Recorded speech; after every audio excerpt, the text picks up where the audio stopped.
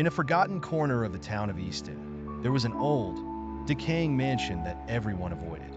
Like an unexorcised ghost, it loomed over a small graveyard and cast long, dark shadows at sundown. The mansion belonged to the Ainsley family, known for their peculiar, mystic inclinations.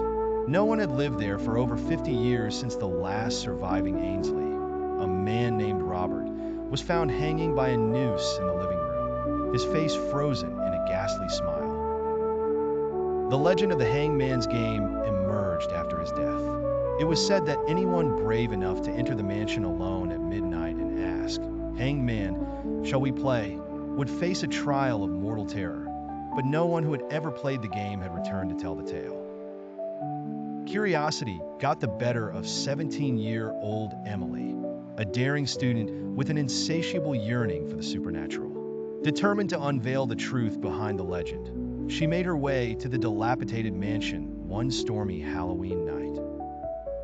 The large wooden door creaked open with an eerie groan as Emily lit her lantern and stepped inside. Dust particles danced in the dim light, and the air was thick with the smell of mildew and decay.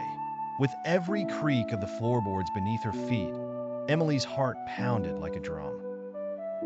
Navigating the labyrinth of time-worn furniture and cobwebbed corners, she finally made her way to the living room, where the rotted chandelier hung like a skeletal sentinel. Bracing herself, she whispered, "Hangman, shall we play?" She didn't have to wait long. The temperature plummeted, her lantern flickered, and she heard footsteps echoing across the hardwood floor, though no one was visible. Shadows elongated and twisted before coalescing into the figure of a man, his eyes hollow and neck encircled by a frayed rope. "Let's begin," he croaked. The walls of the mansion shifted and contorted, trapping Emily in an otherworldly maze. Doors led to nowhere, and windows looked out into an abyss. Emily's breath was ragged as she navigated the twisting halls, each turn bringing her face to face with her darkest fears, an apparition of her drowning brother, the demonic face of her childhood tormentor, and whispered secrets she thought were buried. The game was unyielding, and Emily felt her grip on reality slipping as the house played tricks on her mind. Hours passed in what seemed like days, and Emily found herself back in the living room, though defeated and broken. The hanged man appeared again, inclining his head as if in respect. "You played well," he whispered. Despair washed over her as she realized she could never leave. But then, the unexpected twist unraveled.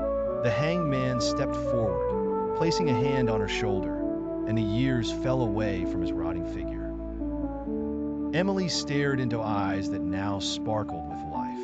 "Your turn to host," he said, as she felt the cold, spectral energy flow into her.